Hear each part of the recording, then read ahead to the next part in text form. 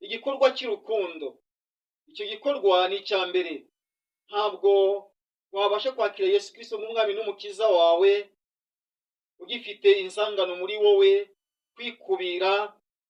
Icyo gihe ngo bivugwe yuko uri mu murongo wa gikristo, ntibishoboka keretse iri jambo Yohana arimo avuga urikurikije, ukabasha kurishyira mu bikorwa, maze ukabasha kugerageza kugira igufasha bagenzi bawe bari mu kaga, ukabasha kujya ubegera no kubahumuriza no kubahereza icyo kurya ndetse no kwambara.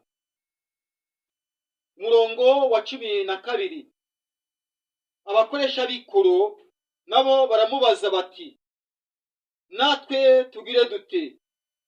Abo bari abakoresha b'ikoro